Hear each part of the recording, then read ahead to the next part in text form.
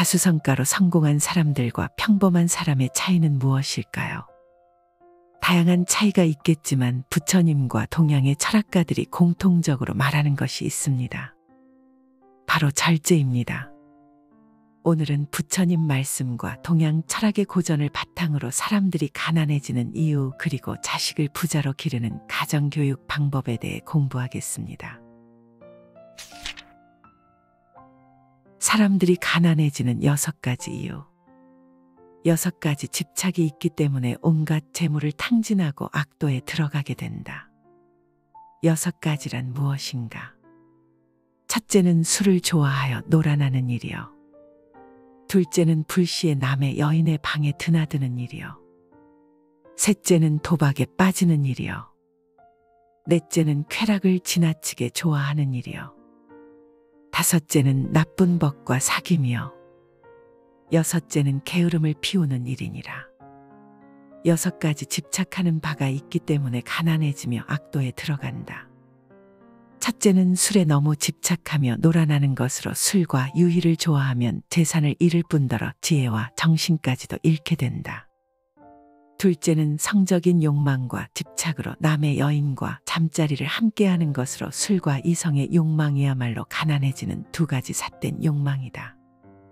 셋째는 도박에 빠지는 것이니 오늘날에는 복권, 경마, 주식, 투기 등 정직한 노력 없이 허망한 하룻밤의 대박을 꿈꾸는 모든 것들을 포함한다.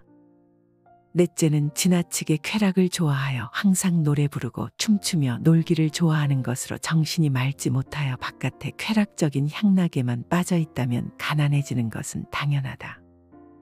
다섯째는 나쁜 법과 사귀는 것으로 나쁜 법이란 정직한 노동의 대가를 싫어하며 잘못된 방법으로 돈을 모으기를 좋아하고 마땅히 돈을 위해 친구에게도 사기를 칠 수 있는 사람이다.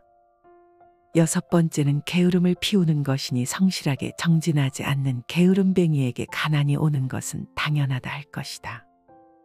이 6가지 때문에 사람은 온갖 재물을 탕진하고 악도에 들어가게 된다고 한다. 가난한 사람이 부자가 되고 싶고 돈을 벌고 싶다면 돈에 대한 집착으로 너무 돈에 얽매여서는 안 된다. 오히려 돈에 대한 집착을 놓아버리고 이상의 6가지에 대한 집착을 버려야 한다. 이상의 6가지 삿된 행위만 맑고 청정하게 정화되어 바뀔 수 있다면 현생에서 부자가 되는 것도 어려운 일이 아니다. 술, 이성, 도박, 놀이, 나쁜 법, 게으름 이 6가지를 버리면 저절로 부유한 풍요의 것들이 내게 깃든다. 자식을 부자로 키우는 10가지 가정교육 방법. 무왕이 물었다. 부자가 되지 못한 것은 왜 그렇습니까? 태공이 대답했다. 아들을 기르면서 가르치지 않는 것이 첫째의 어긋남이고 어린아이를 훈계하지 않는 것이 둘째의 잘못됨이며 처음 신부를 맞아들여 엄하게 가르치지 않는 것이 셋째의 어리석음입니다. 말하기 전에 웃기부터 하는 것이 넷째의 잘못함이고 부모를 봉양하지 않는 것이 다섯째의 거슬림이며 밤에 알몸으로 일어나는 것이 여섯째의 좋지 않은 행실입니다. 남의 화를 당기기를 좋아하기는 것이 7째의 나쁜 것이고 남의 말을 타기 좋아하는 것은 8째의 천박함이며 남의 술을 마시면서 다른 사람에게 권하는 것이 9째의 어리석음이며 남의 밥을 먹으면서 벗에게 주는 것은 10번째의 뻔뻔함이 되는 것입니다. 무왕이 말했다. 참으로 아름답고 좋은 말씀이십니다. 태공의 10가지 교육은 위험지대로부터 안전지대로 건너가기 위해 가설한 다리와 같다. 이제 후손들이 다리를 건너려 한다. 한 어린이가 친구의 노트를 훔쳐 어머니에게 가져왔다. 어머니는 꾸짖는 대신 칭찬을 해주었다. 또 한 번은 훔친 외투를 가져왔고 어머니는 더욱 그 아이를 칭찬했다. 아이가 자라서 청년이 되었을 때 그는 더 큰 도둑질을 했다. 하지만 꼬리가 길면 잡히는 법이며 나쁜 짓은 결코 하늘이 간과하지 않는 법이다. 어느 날 그는 범죄 현장에서 붙잡혀 사형대로 끌려갔다. 그의 어머니는 통곡을 하며 그를 따라갔다. 아들은 어머니에게 귓속말을 하고 싶다고 했다. 어머니가 아들 가까이 다가가자 아들은 어머니의 귓밥을 물어뜯었다. 사람들이 아들에게 불효막심하다며 손가락질하자 아들이 말했다. 내가 처음으로 노트를 훔쳤을 때 어머니는 나를 꾸짖어야 했습니다. 그랬다면 사형 집행인의 손에서 내 인생을 끝내진 않았을 겁니다. 그래서 이 지혜의 다리가 필요한 것이다. 이 다리를 건너기 전에 깊이 생각에 잠겨주기를 간청한다. 어디선가 들어본 말 같기도 하지만 그대는 어디서도 이런 말을 들어보지 못했을지도 모른다. 배워서 안다는 것은 그리고 깨닫는 것은 그대가 가지고 있는 지혜의 윤기를 더해준다. 얼마나 아름다운 일인가. 그대야말로 얼마나 아름다운 사람인가. 성공한 사람이 되기 위한 장사숙의 14가지 좌우명. 말에는 반드시 성실하고 믿음이 있어야 하고 행실은 돈독하고 공경해야 한다. 음식은 항상 삶과 알맞게 할 것이며 글씨는 정확하고 바르게 써야 한다. 용모는 언제나 단정하고 엄숙하게 할 것이며 의복은 반드시 깨끗해야 한다. 걸음걸이는 언제나 안정되게 걸을 것이며 거처하는 곳은 반드시 정숙해야 한다. 일에는 꼭 계획을 세워서 시작하고 말을 할 때는 반드시 그 실행 여부를 돌아보아야 한다. 평상시에 덕을 언제나 굳게 가질 것이며 이를 허락할 때는 신중을 기해야 한다. 선을 보거든 내게서 나간 것 같이 하며 악을 보거든 내가 병든 것과 같이 하라. 무릇 이 14가지는 나도 아직 깊이 깨닫지 못한 것이다. 이것을 자리에 오른편에 써놓고 아침 저녁으로 보며 경계하라. 자기 발로 서 있다고 생각하는 자는 넘어지지 않도록 조심해야 한다. 성경에 나오는 말이다. 이 한마디에 장사숙의 14가지 좌우명이 다 들어있다. 모든 사람은 한결같이 자기 발로 서 있다. 말하자면 홀로 서기란 뜻이다. 누군가에게 기대거나 의지해서 사는 삶은 홀로 서기가 아니다. 그 경우는 보호받아야 할 어린아이뿐이다. 세상을 산다는 것은 결국 혼자 사는 것을 의미한다. 자기의 세계를 굳히지 못하고 자기의 능력이 없이는 이 세상을 살아갈 수가 없다. 이 세상을 살아가기 위해서는 홀로 서기를 위한 조건들을 습득하지 않으면 안 된다. 사르트르는 이렇게 말한다. 자기는 행위 속에서만 발견되는 것이며 행위와 한 몸을 이룬다. 그것은 가장 절박한 상황에서 떨어져 나가는 허가를 주는 내적 힘이 아니라 현재의 행위에 자기를 구속하고 미래를 쌓아 올리는 힘이다. 그대는 행위 속에서만 발견되며 행위와 한 몸을 이루고 있다. 그대는 어떻게 서 있을 것인가? 확실한 자기 발견 없이는 자기 발로 세상에 서 있을 수 없다. 영국의 속담을 소개한다. 모든 사람들에게 자기의 꼬리로 파리를 쫓게 하라. 홀로 서기를 강조한 말이다. 그대에게 날아든 파리를 그대의 꼬리로 쫓을 수 있을 때까지 아마도 장사숙의 좌우명은 계속 필요할지도 모른다. 오로지 자기의 힘으로 빛나는 사람만이 진정으로 빛나는 사람이라고 할 수 있다. 10가지 도둑을 알면 가난을 물리칠 수 있다. 무왕이 물었다. 무엇을 10가지 도둑이라 합니까? 태공이 대답했다. 제때에 익은 곡식을 거두어들이지 않는 것이 첫 번째의 도둑이고 거두고서도 쌓기를 마치지 않는 것이 두 번째의 도둑이다. 일없이 등불을 켜놓고 잠자는 것이 세 번째 도둑이며 게을러서 밭을 갈지 않는 것이 네 번째 도둑이다. 공력을 들이지 않는 것이 다섯 번째 도둑이고 교활하고 해로운 일만 하는 것이 여섯 번째 도둑이다.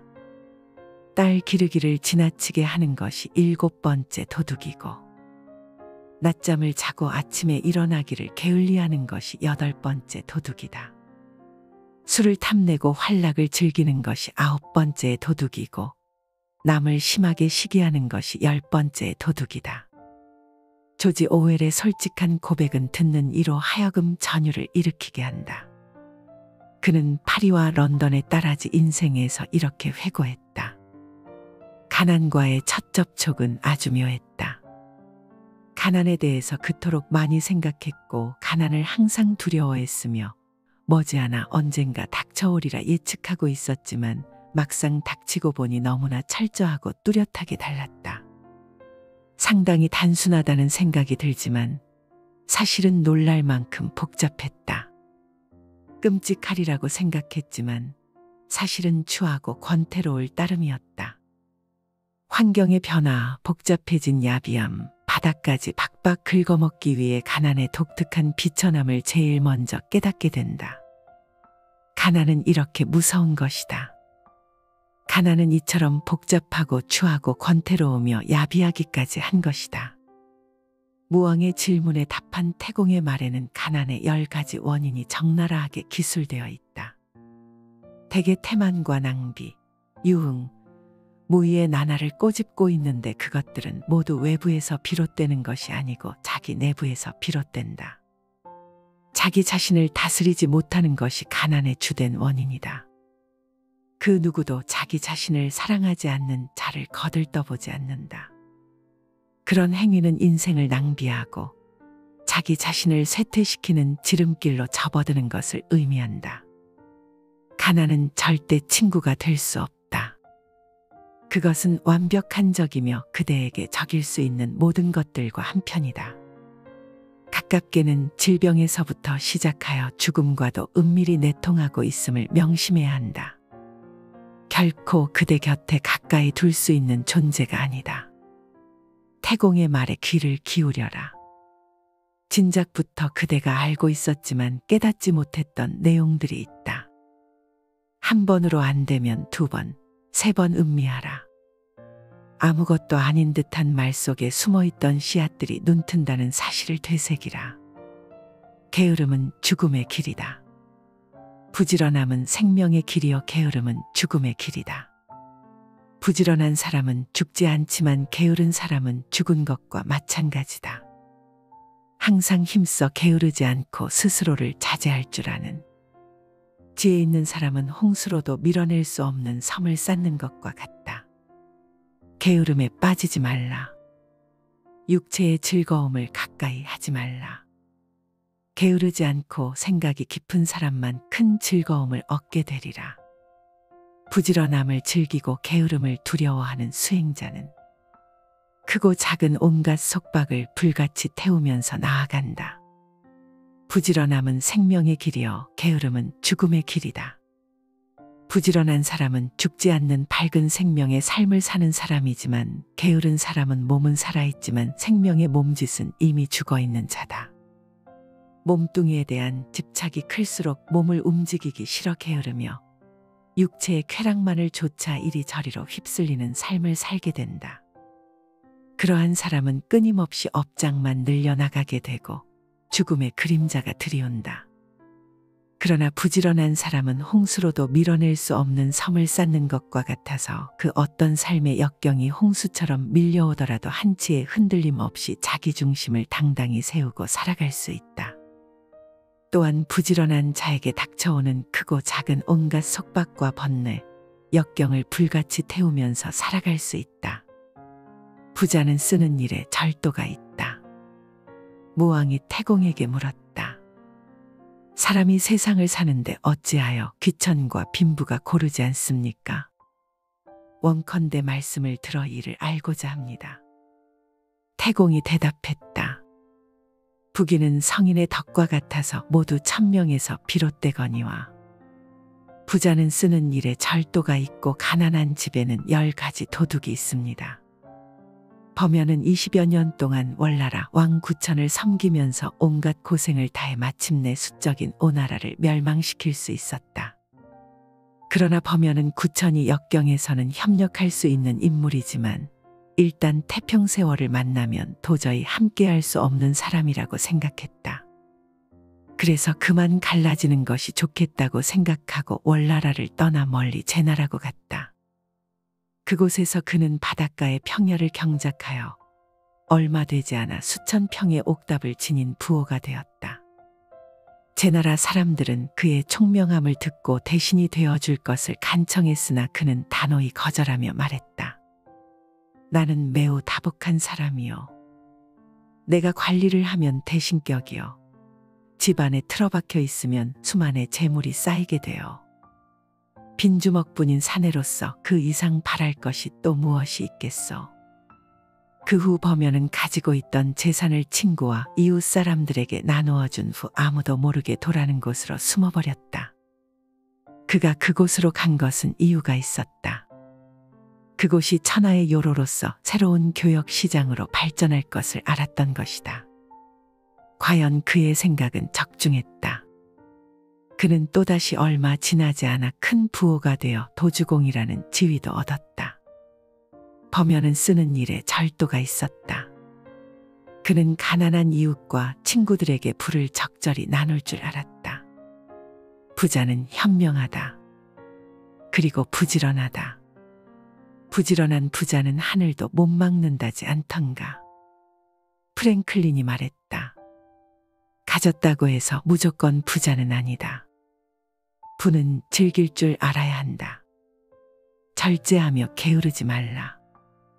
생활의 즐거움만을 쫓아 구하고 모든 감관을 보호하지 않으며 먹고 마심의 정도가 없고 마음이 게으르고 겁이 많으면 악마는 마침내 그를 뒤엎는다. 바람이 약한 풀을 쓸어 넘기는 것처럼 생활의 즐거움만을 구하지 않고 모든 감관을 잘 지키며 먹고 마심의 절도가 있고 항상 정진하여 믿음이 있으면 악마는 그를 뒤엎지 못한다. 마치 바람 앞에 우뚝한 산처럼 생활은 조금 불편해야 좋은 것이다. 너무 편하면 게을러지고 자신의 빛을 잃는다. 눈기 코여 몸뜻을 가만히 내버려 두고 보호하지 않으면 이내 그 육신의 감각은 좋은 것만을 가리게 되고 욕망에 뒤덮인다. 그러면 나아가 먹고 마시는 일에 절제가 없어지고 몸은 게을러져 어떤 일도 스스로 해 나갈 수 없게 되며 나약해지고 겁이 많아지게 마련이다. 그랬을 때 그 나약한 마음에 틈을 타고 악한 생각이 들어오고 온갖 마장이 들끓게 된다. 모름지기 사람은 생활의 즐거움만을 구하지 않아 불편한 가운데 스스로 이겨낼 수 있는 힘과 지혜를 길러야 하고 모든 감관을 잘 다스려 육신의 욕망에 휘둘리지 않아야 한다. 또한 먹고 마시는 일에 절제가 있으며 항상 끊임없이 노력하고 정진하여 마음의 틈을 만들지 말아야 한다. 악마는 그런 수행자를 뒤덮지 못한다.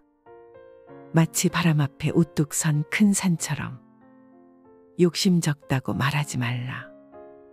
욕심을 적게 가졌다고 해서 나는 욕심을 적게 가졌다고 말하지 말라. 만족함을 알았다고 해서 나는 만족할 줄 알았다고 말하지 말라. 멀리 떠나는 것을 즐거워한다고 해서 나는 멀리 떠나는 것을 즐거워한다고 말하지 말라. 궤변을 좋아하지 않는다고 해서 나는 궤변을 좋아하지 않는다고 말하지 말라. 스스로 욕심이 적다고 말하고 스스로 만족할 줄 안다고 말하지 말라. 욕심이 적고 자족을 알더라도 스스로 소욕과 지족을 자랑 삼아 말하는 사람은 참된 소욕지족과는 거리가 멀다. 참된 소욕지족은 말이 없고 상이 없다. 수저가 밥맛을 모르듯이 자연스러운 두타행의 수행자는 스스로 소욕지족을 모르고 청빈한 삶을 입에 담지 않는다. 수행을 잘한다고 보시를 많이 했다고 착한 일을 많이 했다고 욕심이 적다고 스스로 말하지 말라. 참으로 욕심을 적게 가진 사람이라면 말할 것도 없다. 스스로 욕심이 많기 때문에 욕심을 적게 가졌다고 애써 표현하는 것일 뿐. 만족함을 알았다면 그것으로 딱 끊어진 것이지 애써 말로써 표현할 것은 무엇인가. 말로 표현되면 그것은 벌써 진실과 멀어진다. 어떤 말도 온전히 있는 그대로를 드러내줄 수는 없다. 참된 실제는 말 없는 가운데 침묵으로써 온전히 드러난다. 한 수행자가 있었다. 그는 평소에 꼿꼿이 허리를 세우고 결가부자로 삼매에 들곤 했지만 신도들이 찾아와 법을 물을 때면 언제나 허리를 느슨히 하고 자세를 편안하게 바꾸곤 했다. 더욱이 어린아이들이 찾아올 때면 동년배의 친구처럼 어린아이가 되어 뛰어놀곤 했다. 또 다른 수행자가 있었다. 그는 평소에는 나태하고 게으르며 수행과는 거리가 멀었지만 신도들이 찾아올 때면 남들의 눈을 의식해 언제나 허리를 꼿꼿이 세우고 결가부자를 한 채 위엄을 잃지 않았다. 나는 과연 어떤 수행자인가? 참된 수행은 수행을 드러내지 않으며 언제나 은밀함을 지킨다. 정성으로 구하면 반드시 얻는다. 도를 구하고자 하면 모름지기 정성을 다하라. 정성이 서로 감응하면 능히 도과를 얻는다. 그러므로 수행자는 지극한 마음으로 정진하라. 만일 지극한 마음으로 정성스레 구하면 반드시 얻는다. 기도를 하는 일도 깨달음을 얻는 일도 세상을 살아가는 일도 모름지기 정성이 바탕이 되어야 한다. 지극한 마음으로 정성스레 구하면 얻어지지 않는 것이 없다. 일체유심조, 마음이 모든 것을 만들어낸다고 했는데 마음은 바로 정성이라는 양분을 먹고 자란다. 마음에 지극한 정성이 가해지면 법계는 그 마음이 원하는 것을 이 세상에 이루어낸다.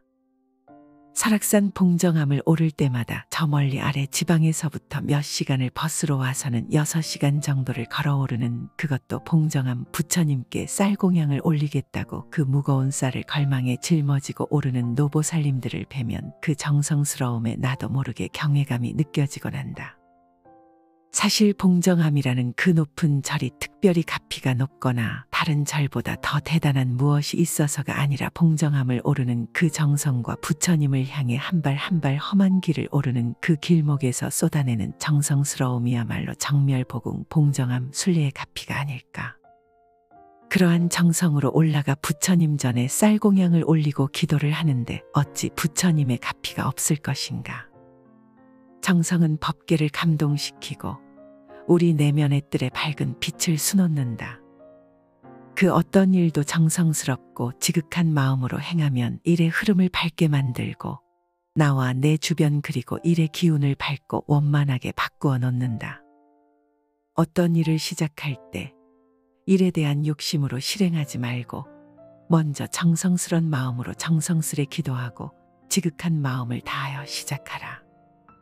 그러면 반드시 구하는 것을 얻는다. 사람들이 가난해지는 6가지 이유. 6가지 집착이 있기 때문에 온갖 재물을 탕진하고 악도에 들어가게 된다. 6가지란 무엇인가? 첫째는 술을 좋아하여 놀아나는 일이요. 둘째는 불시에 남의 여인의 방에 드나드는 일이요. 셋째는 도박에 빠지는 일이요. 넷째는 쾌락을 지나치게 좋아하는 일이요. 다섯째는 나쁜 법과 사귐이요. 여섯째는 게으름을 피우는 일이니라. 6가지 집착하는 바가 있기 때문에 가난해지며 악도에 들어간다. 첫째는 술에 너무 집착하며 놀아나는 것으로 술과 유희를 좋아하면 재산을 잃을 뿐더러 지혜와 정신까지도 잃게 된다. 둘째는 성적인 욕망과 집착으로 남의 여인과 잠자리를 함께하는 것으로 술과 이성의 욕망이야말로 가난해지는 2가지 삿된 욕망이다. 셋째는 도박에 빠지는 것이니 오늘날에는 복권, 경마, 주식, 투기 등 정직한 노력 없이 허망한 하룻밤의 대박을 꿈꾸는 모든 것들을 포함한다. 넷째는 지나치게 쾌락을 좋아하여 항상 노래 부르고 춤추며 놀기를 좋아하는 것으로 정신이 맑지 못하여 바깥에 쾌락적인 향락에만 빠져 있다면 가난해지는 것은 당연하다. 다섯째는 나쁜 법과 사귀는 것으로 나쁜 벗이란 정직한 노동의 대가를 싫어하며 잘못된 방법으로 돈을 모으기를 좋아하고 마땅히 돈을 위해 친구에게도 사기를 칠 수 있는 사람이다. 6번째는 게으름을 피우는 것이니 성실하게 정진하지 않는 게으름뱅이에게 가난이 오는 것은 당연하다 할 것이다. 이 6가지 때문에 사람은 온갖 재물을 탕진하고 악도에 들어가게 된다고 한다. 가난한 사람이 부자가 되고 싶고 돈을 벌고 싶다면 돈에 대한 집착으로 너무 돈에 얽매여서는 안 된다. 오히려 돈에 대한 집착을 놓아버리고 이상의 6가지에 대한 집착을 버려야 한다. 이상의 6가지 삿된 행위만 맑고 청정하게 정화되어 바뀔 수 있다면 현생에서 부자가 되는 것도 어려운 일이 아니다. 술, 이성, 도박, 놀이, 나쁜 벗, 게으름, 이 6가지를 버리면 저절로 부유한 풍요의 것들이 내게 깃든다. 자식을 부자로 키우는 10가지 가정교육 방법. 무왕이 물었다. 부자가 되지 못한 것은 왜 그렇습니까? 태공이 대답했다. 아들을 기르면서 가르치지 않는 것이 첫째의 어긋남이고 어린아이를 훈계하지 않는 것이 둘째의 잘못됨이며 처음 신부를 맞아들여 엄하게 가르치지 않는 것이 셋째의 어리석음입니다. 말하기 전에 웃기부터 하는 것이 넷째의 잘못함이고 부모를 봉양하지 않는 것이 다섯째의 거슬림이며 밤에 알몸으로 일어나는 것이 여섯째의 좋지 않은 행실입니다. 남의 화를 당기기를 좋아하기는 것이 일곱째의 나쁜 것이고 남의 말을 타기 좋아하는 것은 여덟째의 천박함이며 남의 술을 마시면서 다른 사람에게 권하는 것이 아홉째의 어리석음이며 남의 밥을 먹으면서 벗에게 주는 것은 10번째의 뻔뻔함이 되는 것입니다. 무왕이 말했다. 참으로 아름답고 좋은 말씀이십니다. 태공의 10가지 교육은 위험지대로부터 안전지대로 건너가기 위해 가설한 다리와 같다. 이제 후손들이 다리를 건너려 한다. 한 어린이가 친구의 노트를 훔쳐 어머니에게 가져왔다. 어머니는 꾸짖는 대신 칭찬을 해주었다. 또 한 번은 훔친 외투를 가져왔고 어머니는 더욱 그 아이를 칭찬했다.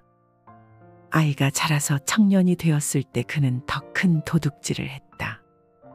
하지만 꼬리가 길면 잡히는 법이며 나쁜 짓은 결코 하늘이 간과하지 않는 법이다. 어느 날 그는 범죄 현장에서 붙잡혀 사형대로 끌려갔다. 그의 어머니는 통곡을 하며 그를 따라갔다. 아들은 어머니에게 귓속말을 하고 싶다고 했다. 어머니가 아들 가까이 다가가자 아들은 어머니의 귓밥을 물어뜯었다. 사람들이 아들에게 불효막심하다며 손가락질하자 아들이 말했다. 내가 처음으로 노트를 훔쳤을 때 어머니는 나를 꾸짖어야 했습니다. 그랬다면 사형 집행인의 손에서 내 인생을 끝내진 않았을 겁니다. 그래서 이 지혜의 다리가 필요한 것이다.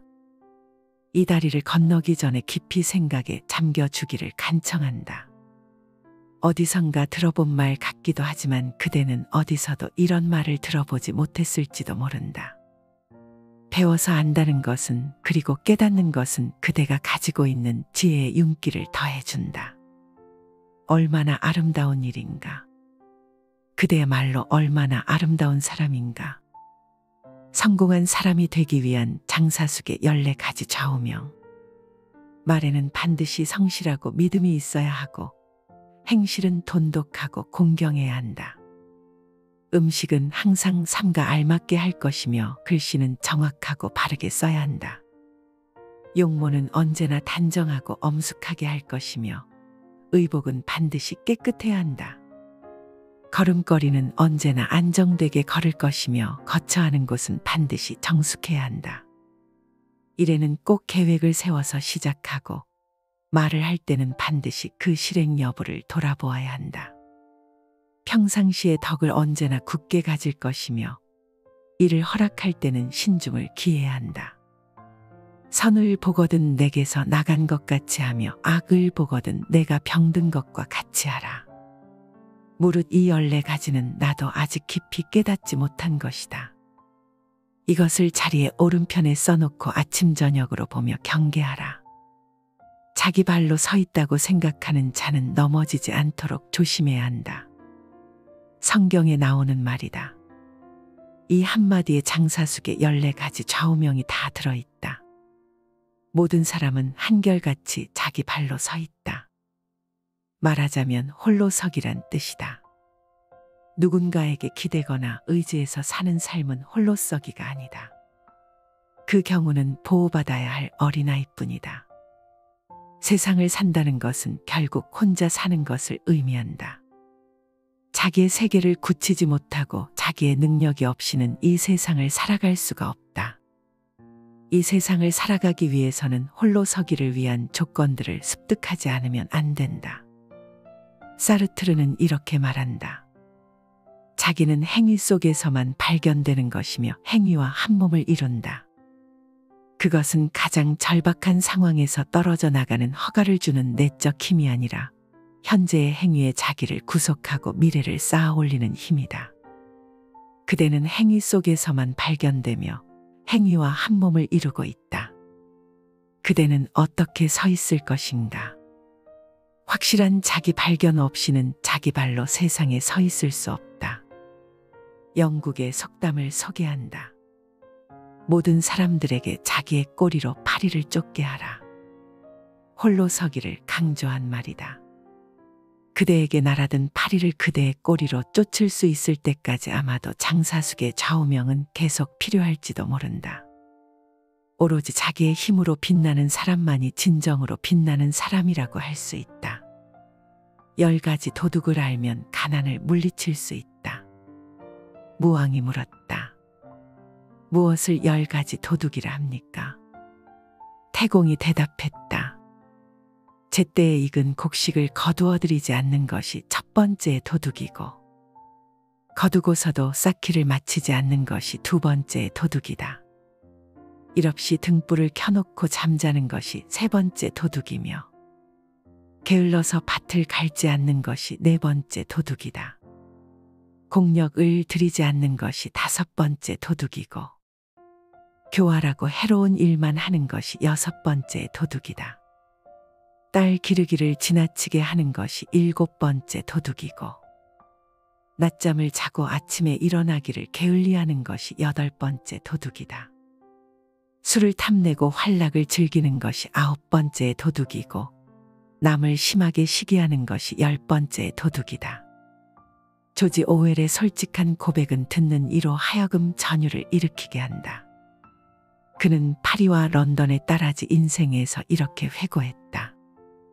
가난과의 첫 접촉은 아주 묘했다. 가난에 대해서 그토록 많이 생각했고 가난을 항상 두려워했으며 머지않아 언젠가 닥쳐오리라 예측하고 있었지만 막상 닥치고 보니 너무나 철저하고 뚜렷하게 달랐다. 상당히 단순하다는 생각이 들지만 사실은 놀랄 만큼 복잡했다. 끔찍하리라고 생각했지만 사실은 추하고 권태로울 따름이었다.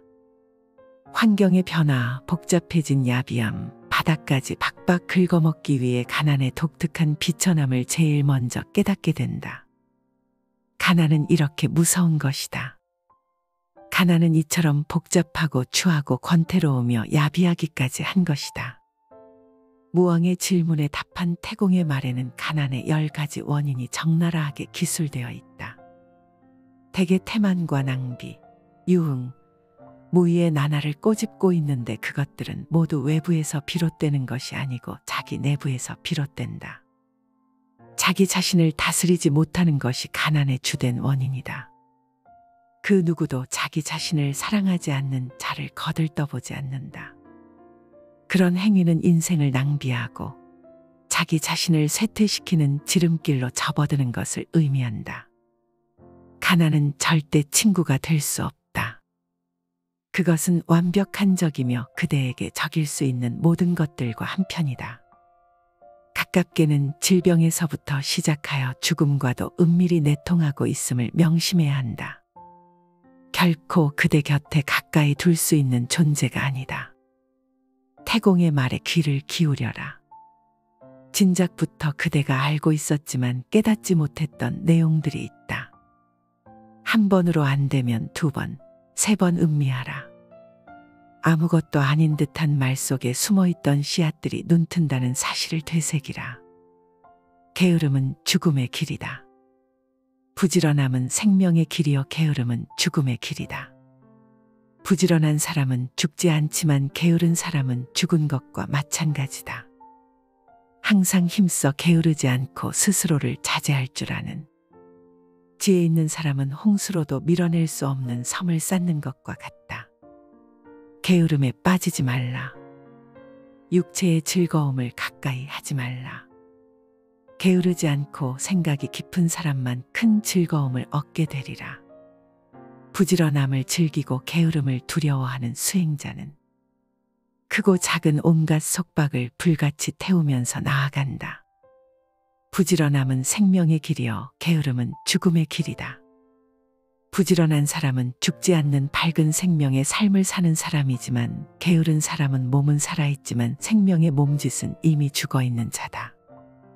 몸뚱이에 대한 집착이 클수록 몸을 움직이기 싫어 게으르며 육체의 쾌락만을 좇아 이리저리로 휩쓸리는 삶을 살게 된다.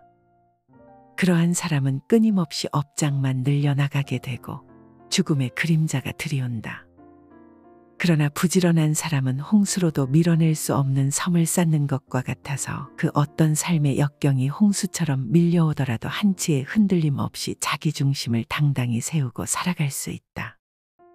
또한 부지런한 자에게 닥쳐오는 크고 작은 온갖 속박과 번뇌, 역경을 불같이 태우면서 살아갈 수 있다. 부자는 쓰는 일에 절도가 있다. 무왕이 태공에게 물었다. 사람이 세상을 사는데 어찌하여 귀천과 빈부가 고르지 않습니까? 원컨대 말씀을 들어 이를 알고자 합니다. 태공이 대답했다. 부귀는 성인의 덕과 같아서 모두 천명에서 비롯되거니와 부자는 쓰는 일에 절도가 있고 가난한 집에는 10가지 도둑이 있습니다. 범연은 20여 년 동안 월나라 왕 구천을 섬기면서 온갖 고생을 다해 마침내 수적인 오나라를 멸망시킬 수 있었다. 그러나 범연은 구천이 역경에서는 협력할 수 있는 인물이지만 일단 태평세월을 만나면 도저히 함께할 수 없는 사람이라고 생각했다. 그래서 그만 갈라지는 것이 좋겠다고 생각하고 월나라를 떠나 멀리 제나라고 갔다. 그곳에서 그는 바닷가의 평야를 경작하여 얼마 되지 않아 수천 평의 옥답을 지닌 부호가 되었다. 제나라 사람들은 그의 총명함을 듣고 대신이 되어줄 것을 간청했으나 그는 단호히 거절하며 말했다. 나는 매우 다복한 사람이요. 내가 관리를 하면 대신격이요. 집안에 틀어박혀 있으면 수만의 재물이 쌓이게 되어 빈주먹뿐인 사내로서 그 이상 바랄 것이 또 무엇이 있겠소. 그 후 범연은 가지고 있던 재산을 친구와 이웃 사람들에게 나누어 준 후 아무도 모르게 도라는 곳으로 숨어버렸다. 그가 그곳으로 간 것은 이유가 있었다. 그곳이 천하의 요로로서 새로운 교역 시장으로 발전할 것을 알았던 것이다. 과연 그의 생각은 적중했다. 그는 또다시 얼마 지나지 않아 큰 부호가 되어 도주공이라는 지위도 얻었다. 범연은 쓰는 일에 절도가 있었다. 그는 가난한 이웃과 친구들에게 부를 적절히 나눌 줄 알았다. 부자는 현명하다. 그리고 부지런하다. 부지런한 부자는 하늘도 못 막는다지 않던가. 프랭클린이 말했다. 가졌다고 해서 무조건 부자는 아니다. 부는 즐길 줄 알아야 한다. 절제하며 게으르지 말라. 생활의 즐거움만을 쫓아 구하고 모든 감관을 보호하지 않으며 먹고 마심의 정도가 없고 마음이 게으르고 겁이 많으면 악마는 마침내 그를 뒤엎는다. 바람이 약한 풀을 쓸어 넘기는 것처럼 생활의 즐거움만을 구하지 않고 모든 감관을 잘 지키며 먹고 마심의 절도가 있고 항상 정진하여 믿음이 있으면 악마는 그를 뒤엎지 못한다. 마치 바람 앞에 우뚝한 산처럼 생활은 조금 불편해야 좋은 것이다. 너무 편하면 게을러지고 자신의 빛을 잃는다.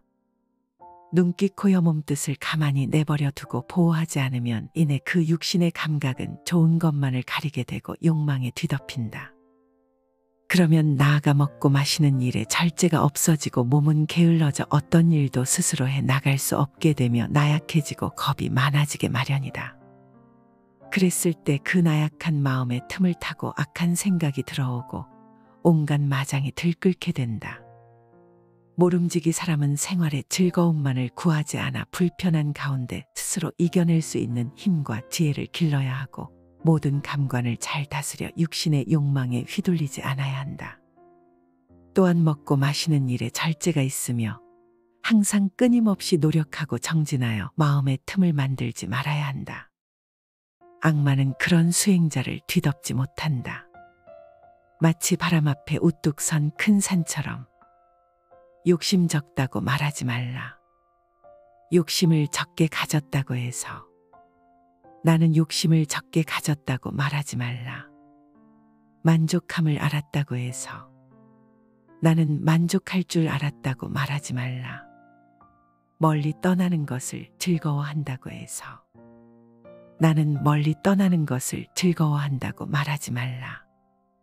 궤변을 좋아하지 않는다고 해서 나는 궤변을 좋아하지 않는다고 말하지 말라. 스스로 욕심이 적다고 말하고 스스로 만족할 줄 안다고 말하지 말라. 욕심이 적고 자족을 알더라도 스스로 소욕과 지족을 자랑 삼아 말하는 사람은 참된 소욕지족과는 거리가 멀다. 참된 소욕지족은 말이 없고 상이 없다. 수저가 밥맛을 모르듯이 자연스러운 두타행의 수행자는 스스로 소욕지족을 모르고 청빈한 삶을 입에 담지 않는다.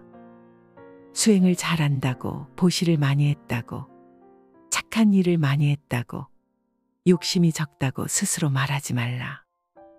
참으로 욕심을 적게 가진 사람이라면 말할 것도 없다. 스스로 욕심이 많기 때문에 욕심을 적게 가졌다고 애써 표현하는 것일 뿐. 만족함을 알았다면 그것으로 딱 끊어진 것이지 애써 말로써 표현할 것은 무엇인가. 말로 표현되면 그것은 벌써 진실과 멀어진다. 어떤 말도 온전히 있는 그대로를 드러내줄 수는 없다. 참된 실제는 말 없는 가운데 침묵으로써 온전히 드러난다. 한 수행자가 있었다. 그는 평소에 꼿꼿이 허리를 세우고 결가부자로 삼매에 들곤 했지만 신도들이 찾아와 법을 물을 때면 언제나 허리를 느슨히 하고 자세를 편안하게 바꾸곤 했다.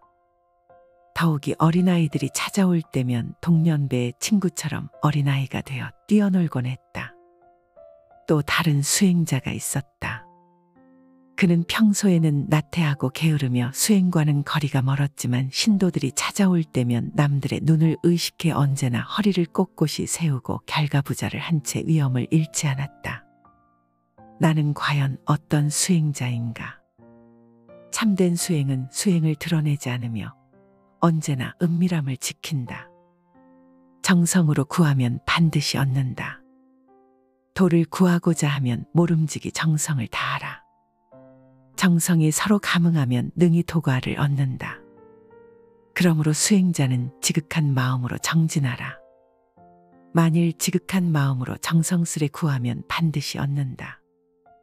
기도를 하는 일도 깨달음을 얻는 일도 세상을 살아가는 일도 모름지기 정성이 바탕이 되어야 한다. 지극한 마음으로 정성스레 구하면 얻어지지 않는 것이 없다. 일체유심조, 마음이 모든 것을 만들어낸다고 했는데 마음은 바로 정성이라는 양분을 먹고 자란다. 마음에 지극한 정성이 가해지면 법계는 그 마음이 원하는 것을 이 세상에 이루어낸다. 설악산 봉정암을 오를 때마다 저 멀리 아래 지방에서부터 몇 시간을 버스로 와서는 6시간 정도를 걸어오르는 그것도 봉정암 부처님께 쌀공양을 올리겠다고 그 무거운 쌀을 걸망에 짊어지고 오르는 노보살님들을 뵈면 그 정성스러움에 나도 모르게 경외감이 느껴지곤 한다.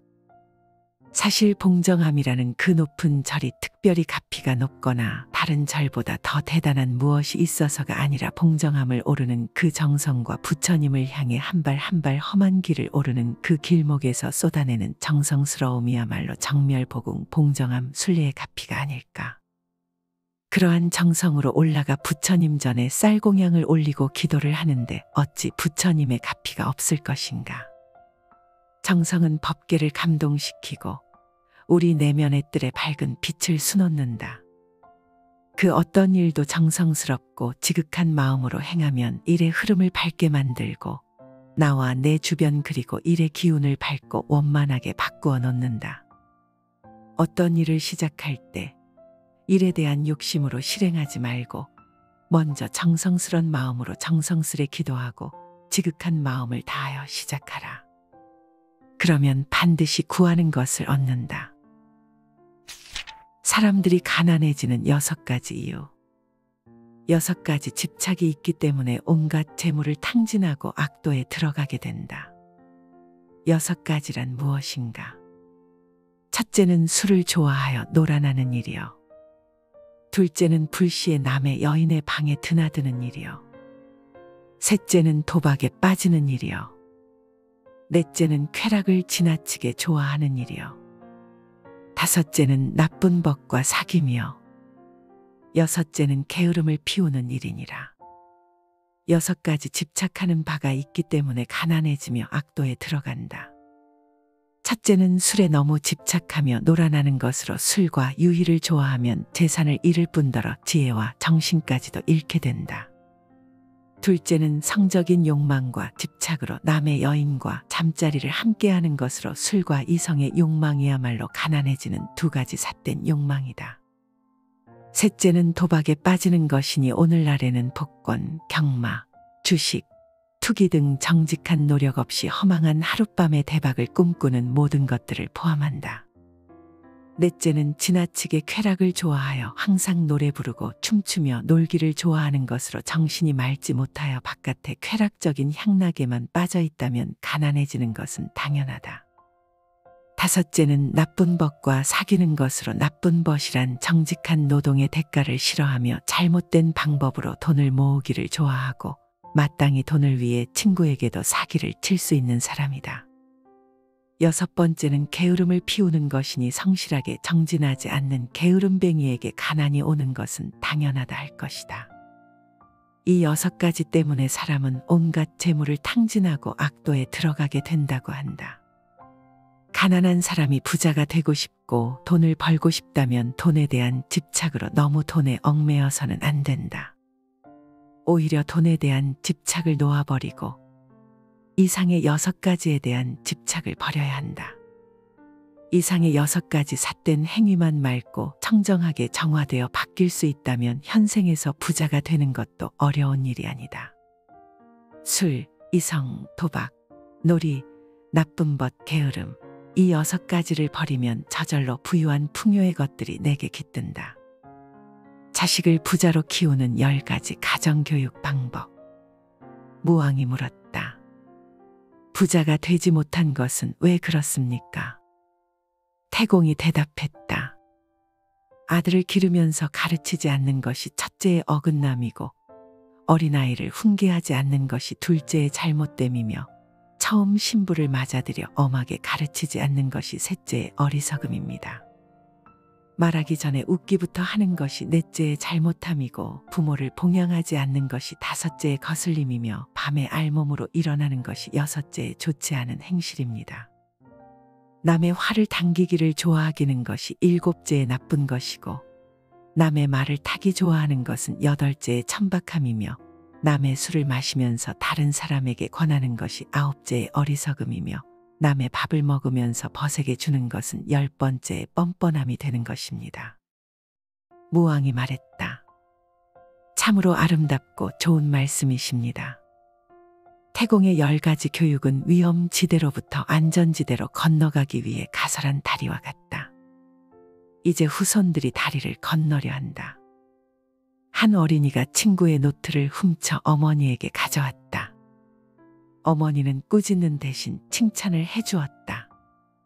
또 한 번은 훔친 외투를 가져왔고 어머니는 더욱 그 아이를 칭찬했다. 아이가 자라서 청년이 되었을 때 그는 더 큰 도둑질을 했다. 하지만 꼬리가 길면 잡히는 법이며 나쁜 짓은 결코 하늘이 간과하지 않는 법이다. 어느 날 그는 범죄 현장에서 붙잡혀 사형대로 끌려갔다. 그의 어머니는 통곡을 하며 그를 따라갔다. 아들은 어머니에게 귓속말을 하고 싶다고 했다. 어머니가 아들 가까이 다가가자 아들은 어머니의 귓밥을 물어뜯었다. 사람들이 아들에게 불효막심하다며 손가락질하자 아들이 말했다. 내가 처음으로 노트를 훔쳤을 때 어머니는 나를 꾸짖어야 했습니다. 그랬다면 사형 집행인의 손에서 내 인생을 끝내진 않았을 겁니다.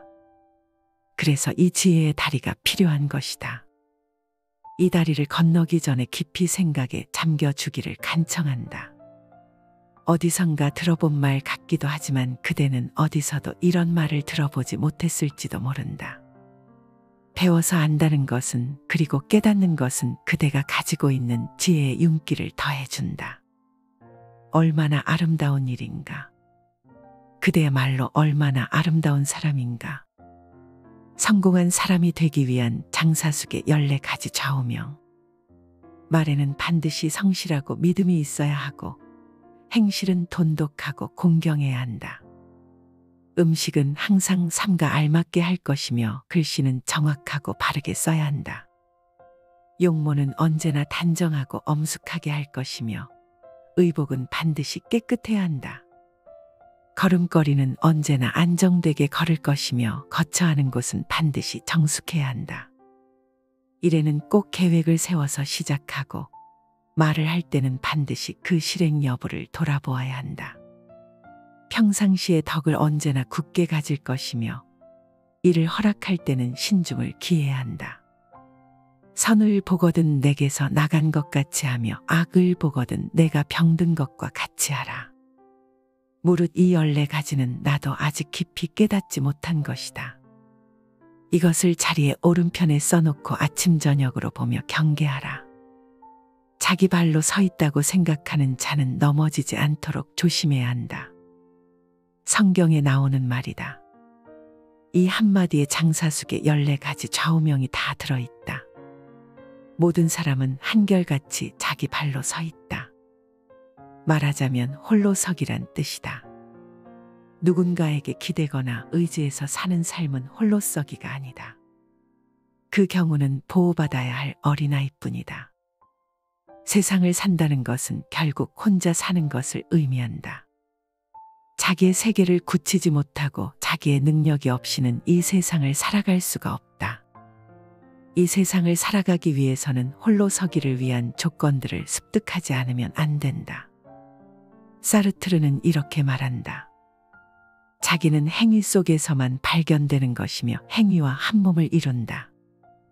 그것은 가장 절박한 상황에서 떨어져 나가는 허가를 주는 내적 힘이 아니라 현재의 행위에 자기를 구속하고 미래를 쌓아 올리는 힘이다. 그대는 행위 속에서만 발견되며 행위와 한 몸을 이루고 있다. 그대는 어떻게 서 있을 것인가? 확실한 자기 발견 없이는 자기 발로 세상에 서 있을 수 없다. 영국의 속담을 소개한다. 모든 사람들에게 자기의 꼬리로 파리를 쫓게 하라. 홀로 서기를 강조한 말이다. 그대에게 날아든 파리를 그대의 꼬리로 쫓을 수 있을 때까지 아마도 장사숙의 좌우명은 계속 필요할지도 모른다. 오로지 자기의 힘으로 빛나는 사람만이 진정으로 빛나는 사람이라고 할 수 있다. 10가지 도둑을 알면 가난을 물리칠 수 있다. 무왕이 물었다. 무엇을 10가지 도둑이라 합니까? 태공이 대답했다. 제때에 익은 곡식을 거두어들이지 않는 것이 첫 번째 도둑이고, 거두고서도 쌓기를 마치지 않는 것이 두 번째 도둑이다. 일없이 등불을 켜놓고 잠자는 것이 세 번째 도둑이며, 게을러서 밭을 갈지 않는 것이 네 번째 도둑이다. 공력을 들이지 않는 것이 다섯 번째 도둑이고, 교활하고 해로운 일만 하는 것이 여섯 번째 도둑이다. 딸 기르기를 지나치게 하는 것이 일곱 번째 도둑이고, 낮잠을 자고 아침에 일어나기를 게을리하는 것이 여덟 번째 도둑이다. 술을 탐내고 활락을 즐기는 것이 아홉 번째 도둑이고, 남을 심하게 시기하는 것이 열 번째 도둑이다. 조지 오웰의 솔직한 고백은 듣는 이로 하여금 전율을 일으키게 한다. 그는 파리와 런던의 딸아지 인생에서 이렇게 회고했다. 가난과의 첫 접촉은 아주 묘했다. 가난에 대해서 그토록 많이 생각했고 가난을 항상 두려워했으며 머지않아 언젠가 닥쳐오리라 예측하고 있었지만 막상 닥치고 보니 너무나 철저하고 뚜렷하게 달랐다. 상당히 단순하다는 생각이 들지만 사실은 놀랄 만큼 복잡했다. 끔찍하리라고 생각했지만 사실은 추하고 권태로울 따름이었다. 환경의 변화, 복잡해진 야비함, 바닥까지 박박 긁어먹기 위해 가난의 독특한 비천함을 제일 먼저 깨닫게 된다. 가난은 이렇게 무서운 것이다. 가난은 이처럼 복잡하고 추하고 권태로우며 야비하기까지 한 것이다. 무왕의 질문에 답한 태공의 말에는 가난의 10가지 원인이 적나라하게 기술되어 있다. 대개 태만과 낭비, 유흥, 무의의 나날을 꼬집고 있는데 그것들은 모두 외부에서 비롯되는 것이 아니고 자기 내부에서 비롯된다. 자기 자신을 다스리지 못하는 것이 가난의 주된 원인이다. 그 누구도 자기 자신을 사랑하지 않는 자를 거들떠보지 않는다. 그런 행위는 인생을 낭비하고 자기 자신을 쇠퇴시키는 지름길로 접어드는 것을 의미한다. 가난은 절대 친구가 될 수 없다. 그것은 완벽한 적이며 그대에게 적일 수 있는 모든 것들과 한편이다. 가깝게는 질병에서부터 시작하여 죽음과도 은밀히 내통하고 있음을 명심해야 한다. 결코 그대 곁에 가까이 둘 수 있는 존재가 아니다. 태공의 말에 귀를 기울여라. 진작부터 그대가 알고 있었지만 깨닫지 못했던 내용들이 있다. 한 번으로 안 되면 2번, 3번 음미하라. 아무것도 아닌 듯한 말 속에 숨어있던 씨앗들이 눈튼다는 사실을 되새기라. 게으름은 죽음의 길이다. 부지런함은 생명의 길이요 게으름은 죽음의 길이다. 부지런한 사람은 죽지 않지만 게으른 사람은 죽은 것과 마찬가지다. 항상 힘써 게으르지 않고 스스로를 자제할 줄 아는 지혜 있는 사람은 홍수로도 밀어낼 수 없는 섬을 쌓는 것과 같다. 게으름에 빠지지 말라. 육체의 즐거움을 가까이 하지 말라. 게으르지 않고 생각이 깊은 사람만 큰 즐거움을 얻게 되리라. 부지런함을 즐기고 게으름을 두려워하는 수행자는 크고 작은 온갖 속박을 불같이 태우면서 나아간다. 부지런함은 생명의 길이요 게으름은 죽음의 길이다. 부지런한 사람은 죽지 않는 밝은 생명의 삶을 사는 사람이지만 게으른 사람은 몸은 살아있지만 생명의 몸짓은 이미 죽어있는 자다. 몸뚱이에 대한 집착이 클수록 몸을 움직이기 싫어 게으르며 육체의 쾌락만을 조차 이리저리로 휩쓸리는 삶을 살게 된다. 그러한 사람은 끊임없이 업장만 늘려나가게 되고 죽음의 그림자가 들이온다.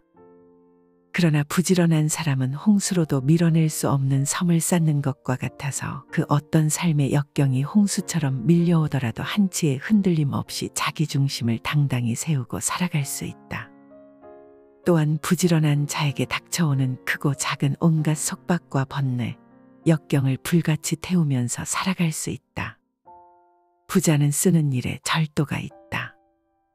무왕이 태공에게 물었다. 사람이 세상을 사는데 어찌하여 귀천과 빈부가 고르지 않습니까? 원컨대 말씀을 들어 이를 알고자 합니다. 태공이 대답했다. 부귀는 성인의 덕과 같아서 모두 천명에서 비롯되거니와 부자는 쓰는 일에 절도가 있고 가난한 집에는 10가지 도둑이 있습니다. 범연은 20여 년 동안 월나라 왕 구천을 섬기면서 온갖 고생을 다해 마침내 수적인 오나라를 멸망시킬 수 있었다. 그러나 범연은 구천이 역경에서는 협력할 수 있는 인물이지만 일단 태평세월을 만나면 도저히 함께할 수 없는 사람이라고 생각했다. 그래서 그만 갈라지는 것이 좋겠다고 생각하고 월나라를 떠나 멀리 제나라고 갔다. 그곳에서 그는 바닷가의 평야를 경작하여 얼마 되지 않아 수천 평의 옥답을 지닌 부호가 되었다. 제나라 사람들은 그의 총명함을 듣고 대신이 되어줄 것을 간청했으나 그는 단호히 거절하며 말했다. 나는 매우 다복한 사람이요. 내가 관리를 하면 대신격이요. 집안에 틀어박혀 있으면 수만의 재물이 쌓이게 되어 빈주먹뿐인 사내로서 그 이상 바랄 것이 또 무엇이 있겠소. 그 후 범여는 가지고 있던 재산을 친구와 이웃 사람들에게 나누어 준 후 아무도 모르게 도라는 곳으로 숨어버렸다. 그가 그곳으로 간 것은 이유가 있었다. 그곳이 천하의 요로로서 새로운 교역 시장으로 발전할 것을 알았던 것이다. 과연 그의 생각은 적중했다. 그는 또다시 얼마 지나지 않아 큰 부호가 되어 도주공이라는 지위도 얻었다. 범여는 쓰는 일에 절도가 있었다. 그는 가난한 이웃과 친구들에게 부를 적절히 나눌 줄 알았다. 부자는 현명하다. 그리고 부지런하다. 부지런한 부자는 하늘도 못 막는다지 않던가. 프랭클린이 말했다. 가졌다고 해서 무조건 부자는 아니다. 부는 즐길 줄 알아야 한다. 절제하며 게으르지 말라. 생활의 즐거움만을 쫓아 구하고 모든 감관을 보호하지 않으며 먹고 마심의 정도가 없고 마음이 게으르고 겁이 많으면 악마는 마침내 그를 뒤엎는다.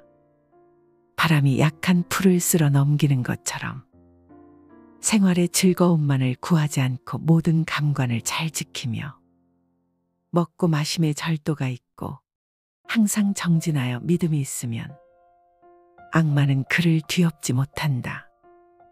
마치 바람 앞에 우뚝한 산처럼 생활은 조금 불편해야 좋은 것이다. 너무 편하면 게을러지고 자신의 빛을 잃는다. 눈기 코여 몸뜻을 가만히 내버려 두고 보호하지 않으면 이내 그 육신의 감각은 좋은 것만을 가리게 되고 욕망에 뒤덮인다. 그러면 나아가 먹고 마시는 일에 절제가 없어지고 몸은 게을러져 어떤 일도 스스로 해 나갈 수 없게 되며 나약해지고 겁이 많아지게 마련이다. 그랬을 때 그 나약한 마음에 틈을 타고 악한 생각이 들어오고 온갖 마장이 들끓게 된다. 모름지기 사람은 생활의 즐거움만을 구하지 않아 불편한 가운데 스스로 이겨낼 수 있는 힘과 지혜를 길러야 하고 모든 감관을 잘 다스려 육신의 욕망에 휘둘리지 않아야 한다. 또한 먹고 마시는 일에 절제가 있으며 항상 끊임없이 노력하고 정진하여 마음의 틈을 만들지 말아야 한다. 악마는 그런 수행자를 뒤덮지 못한다. 마치 바람 앞에 우뚝 선 큰 산처럼 욕심 적다고 말하지 말라. 욕심을 적게 가졌다고 해서 나는 욕심을 적게 가졌다고 말하지 말라. 만족함을 알았다고 해서 나는 만족할 줄 알았다고 말하지 말라. 멀리 떠나는 것을 즐거워한다고 해서 나는 멀리 떠나는 것을 즐거워한다고 말하지 말라. 궤변을 좋아하지 않는다고 해서 나는 궤변을 좋아하지 않는다고 말하지 말라. 스스로 욕심이 적다고 말하고 스스로 만족할 줄 안다고 말하지 말라. 욕심이 적고 자족을 알더라도 스스로 소욕과 지족을 자랑 삼아 말하는 사람은 참된 소욕지족과는 거리가 멀다. 참된 소욕지족은 말이 없고 상이 없다. 수저가 밥맛을 모르듯이 자연스러운 두타행의 수행자는 스스로 소욕지족을 모르고 청빈한 삶을 입에 담지 않는다. 수행을 잘한다고 보시를 많이 했다고 착한 일을 많이 했다고 욕심이 적다고 스스로 말하지 말라. 참으로 욕심을 적게 가진 사람이라면 말할 것도 없다. 스스로 욕심이 많기 때문에 욕심을 적게 가졌다고 애써 표현하는 것일 뿐. 만족함을 알았다면 그것으로 딱 끊어진 것이지 애써 말로써 표현할 것은 무엇인가. 말로 표현되면 그것은 벌써 진실과 멀어진다. 어떤 말도 온전히 있는 그대로를 드러내줄 수는 없다. 참된 실제는 말 없는 가운데 침묵으로써 온전히 드러난다. 한 수행자가 있었다. 그는 평소에 꼿꼿이 허리를 세우고 결가부자로 삼매에 들곤 했지만 신도들이 찾아와 법을 물을 때면 언제나 허리를 느슨히 하고 자세를 편안하게 바꾸곤 했다. 더욱이 어린아이들이 찾아올 때면 동년배의 친구처럼 어린아이가 되어 뛰어놀곤 했다. 또 다른 수행자가 있었다. 그는 평소에는 나태하고 게으르며 수행과는 거리가 멀었지만 신도들이 찾아올 때면 남들의 눈을 의식해 언제나 허리를 꼿꼿이 세우고 결가부자를 한 채 위엄을 잃지 않았다. 나는 과연 어떤 수행자인가? 참된 수행은 수행을 드러내지 않으며 언제나 은밀함을 지킨다. 정성으로 구하면 반드시 얻는다. 도를 구하고자 하면 모름지기 정성을 다하라. 정성이 서로 감응하면 능히 도과를 얻는다. 그러므로 수행자는 지극한 마음으로 정진하라. 만일 지극한 마음으로 정성스레 구하면 반드시 얻는다. 기도를 하는 일도 깨달음을 얻는 일도 세상을 살아가는 일도 모름지기 정성이 바탕이 되어야 한다. 지극한 마음으로 정성스레 구하면 얻어지지 않는 것이 없다. 일체유심조, 마음이 모든 것을 만들어낸다고 했는데 마음은 바로 정성이라는 양분을 먹고 자란다. 마음에 지극한 정성이 가해지면 법계는 그 마음이 원하는 것을 이 세상에 이루어낸다.